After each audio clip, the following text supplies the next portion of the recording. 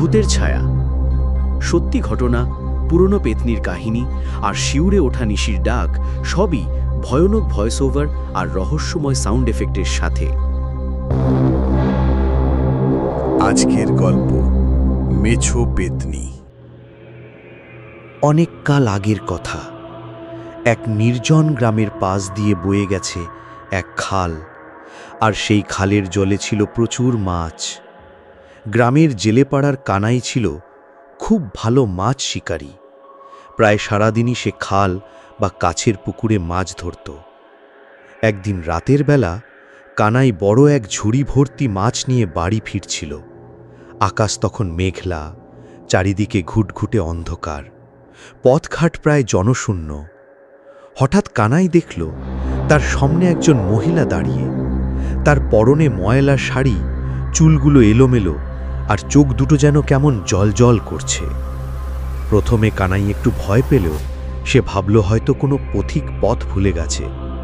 মহিলা কানাইয়ের কাছে এসে ফিস ফিস করে বলল, ও দাদা, তোমার ঝুড়িতে কি মাছ আছে? কানাই বলল, হ্যাঁ মা, আজ অনেক মাছ পেয়েছি। মহিলা এবার কানাইয়ের ঝুড়ির দিকে উৎসুক চোখে তাকিয়ে বলল, আমাকে একটু মাছ দেবে গো, অনেক দিন মাছ খাইনি। কানাইয়ের মনে একটু খটকা লাগল। এত রাতে এই নির্জন পথে একজন মহিলা মাছ চাইছে, এটা কেমন যেন অস্বাভাবিক মনে হলো। তবুও সে কিছু না ভেবে দুটো বড় রুই মাছ ঝুড়ি থেকে বের করে মহিলার দিকে বাড়িয়ে দিল। কিন্তু মহিলা মাছ না নিয়ে হঠাৎ করে খিলখিল করে হেসে উঠল। সেই হাসিটা এতটাই বীভৎস ছিল যে কানাইয়ের শিরদাঁড়া বেয়ে একটা ঠান্ডা স্রোত নেমে গেল। সে দেখল মহিলার হাত দুটো কেমন যেন লম্বাটে, আর আঙুলগুলো মাছের কাঁটার মতো সরু। তার মুখটা ধীরে ধীরে বিকৃত হতে শুরু করল, আর চোখ দুটো আরও লাল হয়ে উঠল। কানাই মুহূর্তেই বুঝতে পারল এটা কোনো সাধারণ মহিলা নয়, এ হচ্ছে এক মেছো পেতনি। ভয়ে কানাই হাত থেকে মাছ ফেলে দৌড়াতে শুরু করল। পেতনিও বিকট হাসি হাসতে হাসতে তার পিছু নিল। কানাই যত জোরে দৌড়ায়, পেতনি তত দ্রুত তার কাছাকাছি আসে। মাছের আষ্টে গন্ধ যেন পেতনিকে আরও উন্মত্ত করে তুলছিল। কানাইয়ের মনে হলো পেতনি যেন তার ঘাড়ের কাছে নিঃশ্বাস ফেলছে। কোনো মতে প্রাণ হাতে নিয়ে কানাই দৌড়াতে দৌড়াতে নিজের বাড়ির উঠোনে এসে লুটিয়ে পড়ল। পেতনি অবশ্য আর তার পিছু নিল না। উঠোনের পাশে একটা তুলসী গাছ ছিল, সেই গাছ পেরিয়ে পেতনি আর আসতে পারল না।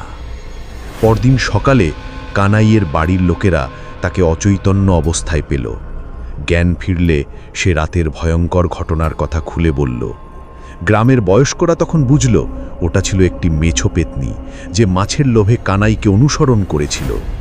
সেই দিন থেকে কানাই রাতের বেলায় আর একা মাছ ধরতে যেত না, আর গেলেও মাছের ঝুড়ি নিয়ে ফিরতি পথে তুলসী পাতা সঙ্গে রাখত, যাতে পেতনি নজর না পড়ে।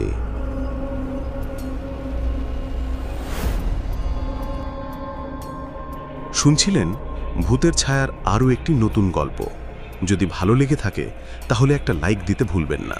কমেন্টে জানাবেন আপনার মতামত আর গল্পের কোন অংশটা সবচেয়ে ভয়ঙ্কর লেগেছে। আর হ্যাঁ, নতুন নতুন ভৌতিক ভিডিও পেতে এখনই সাবস্ক্রাইব করে পাশে থাকা বেল আইকনটা অন করে দিন। আবার দেখা হবে অন্য কোনো রহস্যময় গল্প নিয়ে। ততক্ষণ ভালো থাকবেন, সাবধানে থাকবেন। ভূতের ছায়া সবসময় আপনার পাশে থাকুক।